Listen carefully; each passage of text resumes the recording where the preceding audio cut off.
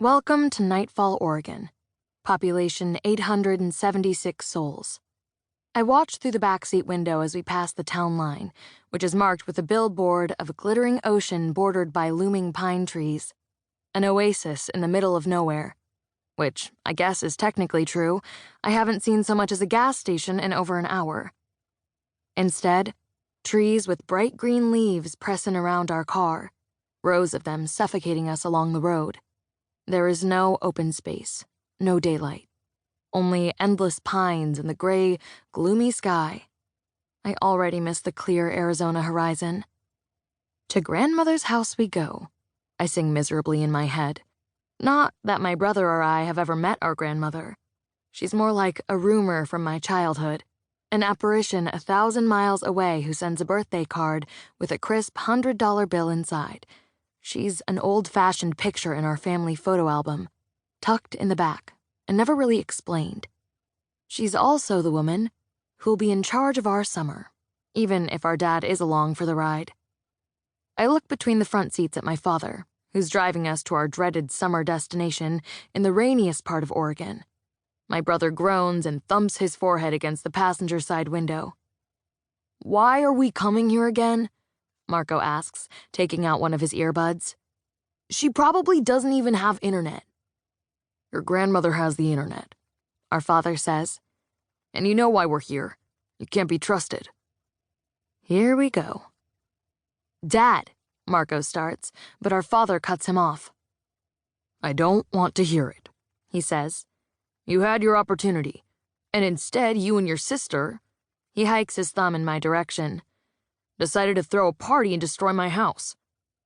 "It's technically our house too, Dad," I say unhelpfully. He ignores me and continues his scolding. 46 people, our father says. "The police were set to arrest 46 people when they called me." He ticks off the charges like they're baseball strikes.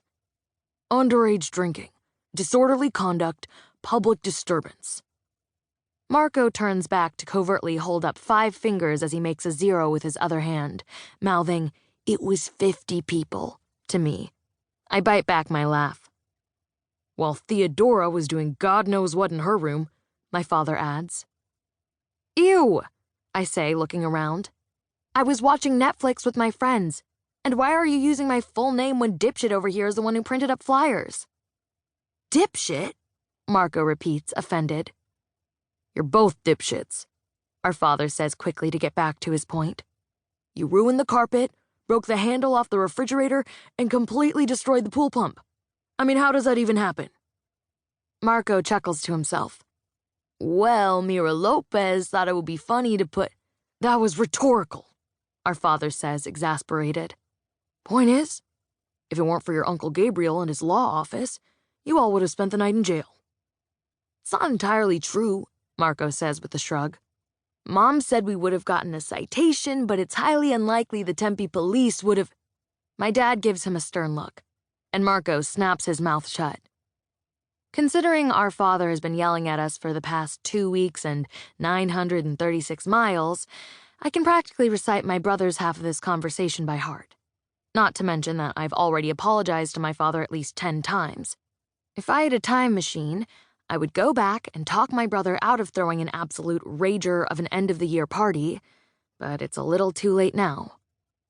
"We get it, Dad," Marco says, sounding resigned. "And we get that we had nowhere else to go this summer. Sorry I brought it up." He slips his earbud back in and turns to look out the passenger window again. His words sting, and I glance in the rearview mirror and see a flash of guilt cross my father's face. It wasn't Marco's intention to hurt his feelings, but, well, we're all hurting. Divorce is like that, I guess. Although my parents have only been officially divorced for a month, they separated 2 years ago, in an attempt to normalize the dissolution of our family. My parents conducted the entire process as if it were a corporate takeover, devoid of tears or blame. They spoke in legal terms, timetables, asset division, custody. But in reality, it was more emotional than they admitted. My mother fell out of love, and no amount of marriage counseling would change that fact. Ultimately, She found some renewed passion with a guy named Dale, who sells car insurance and owns polo shirts in about 15 different shades of blue.